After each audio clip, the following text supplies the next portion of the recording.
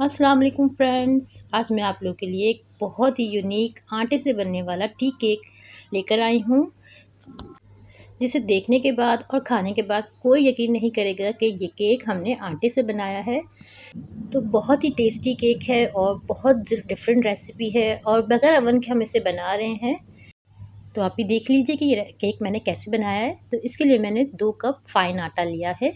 ये फ़ाइन आटा है, आपके घर में जो भी आटा यूज़ होता है, लाल आटा या चक्की का आटा, वो आप ले सकते हैं। तो ये मेजर किया है मैंने, 2 कप है ये, आपने भी मेजर करके ही लेना है। 2 टीस्पून इसमें बेकिंग पाउडर जाएगा।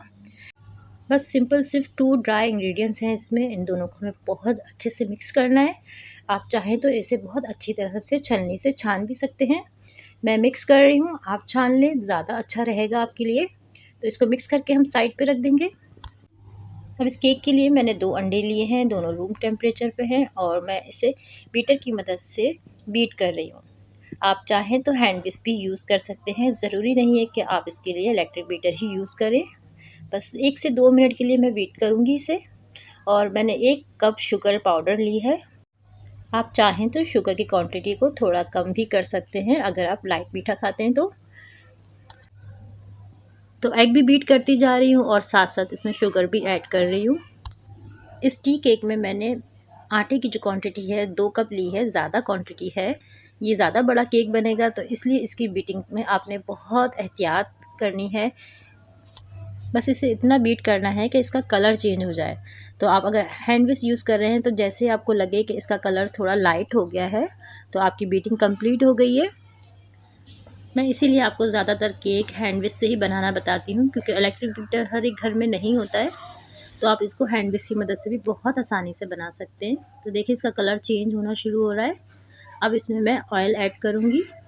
तो मैंने हाफ़ कप ऑयल लिया है और ऑयल की भी इसमें हम सिर्फ मिक्सिंग करेंगे, क्योंकि अंडे और शुगर हमारे बहुत अच्छे से बीट हो गए और शुगर का किसी किस्म का दाना भी होगा तो वो भी डिज़ोल्व हो चुका होगा इसमें कम्प्लीटली। वनीला एसेंस लिया है इसमें 1.5 टीस्पून। बस इसकी अब मैं सिर्फ स्पैचुला से मिक्सिंग करूँगी, इलेक्ट्रिक बीटर का कोई काम नहीं है। तो आप हैंड विस्क या स्पैचुला जो भी आपको कंफर्टेबल लगे आप वो यूज़ करिएगा। बस जो ड्राई इंग्रेडिएंट्स हमने छान के रखे थे अब वो हम इसमें ऐड करेंगे। सारा फ्लावर हमें एक साथ नहीं डालना है, आप 2-2, 3-3 टेबल स्पून करके डालिएगा।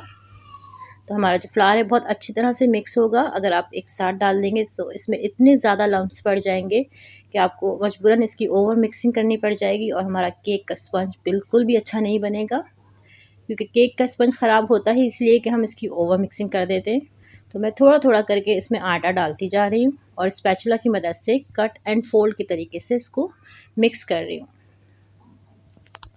और इस बात का भी आपने बहुत ख्याल रखना है कि सिर्फ़ और सिर्फ एक ही डायरेक्शन में आपने विक्स को चलाना है। आपने कभी इस तरफ से या कभी उस तरफ से विक्स नहीं चलाएंगे, इससे भी बहुत फ़र्क पड़ता है।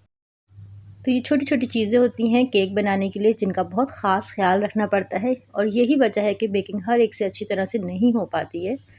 तो जैसे जैसे हम इसमें फ्लावर मिक्स करते जा रहे थे ये हमारा बैटर बहुत थिक होता जा रहा था और अब इसमें मैंने हाफ़ कप दूध ऐड करना शुरू किया।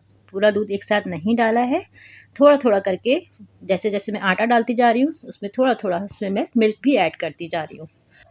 बाउल के नीचे जितना भी आटा हमारा बैठता जा रहा है इसको निकालती जा रही हूँ ताकि इसके लम्प्स अच्छी तरह से ख़त्म हो जाए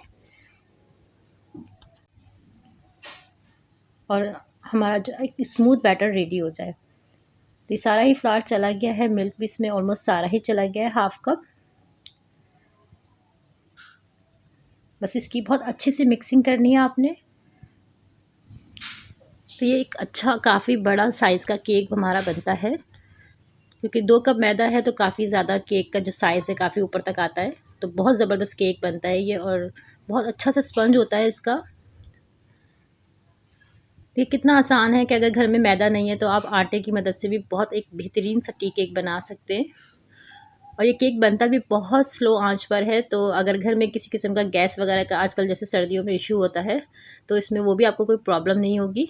तो केक का बैटर मेरा रेडी है और बहुत अच्छी सी इसकी मिक्सिंग हो गई है, किसी तरह के इसमें कोई लम्प्स नहीं है, बड़ी अच्छी सी रिबन कंसिस्टेंसी आ रही है।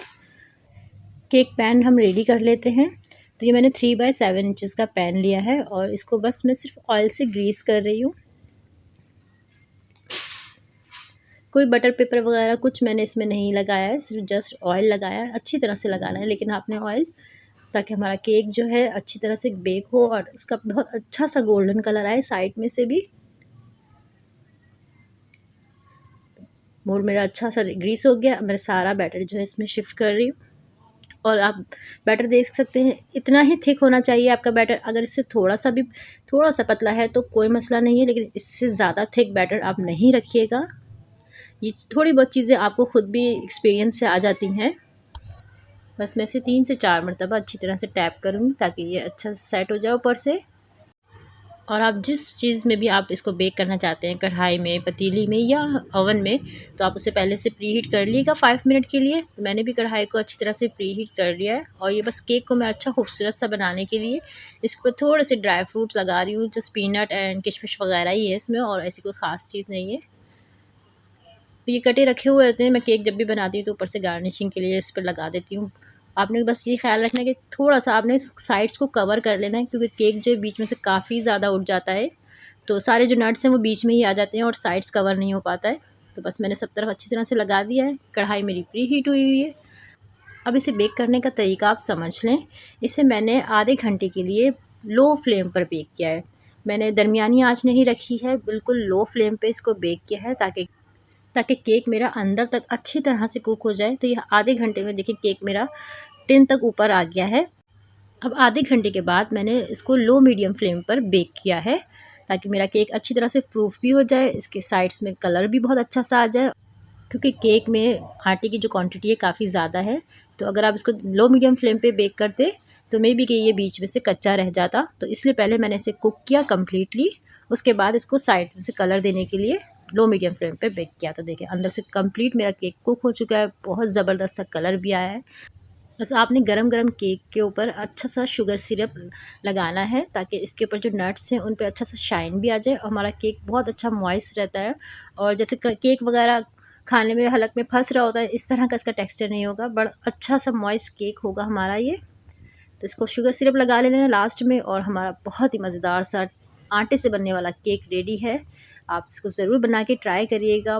اندر سے اس کا ٹیکسچر بھی دیکھ لیے گا کہ کس طرح سے میرا کیک کا اسپنج بنا ہے، پرفیکٹ ایک دم. ریسیپی کو ٹرائی ضرور کیا کریں، اور کسی بھی قسم کا کوئی کویسچن ہو تو آپ لوگ مجھ سے کمنٹ کر کے پوچھ سکتے ہیں. میں آپ کو کمپلیٹ گائیڈ ضرور کروں گی کس طرح سے ہم بغیر اوون کے بھی ایک بہت اچھا ٹی کیک گھر میں بنا سکتے ہیں. ریسیپی پسند آئے تو میری حوصلہ افزائی کے لیے ایک لائک کا بٹن ضرور پریس کریے گا. اللہ حافظ.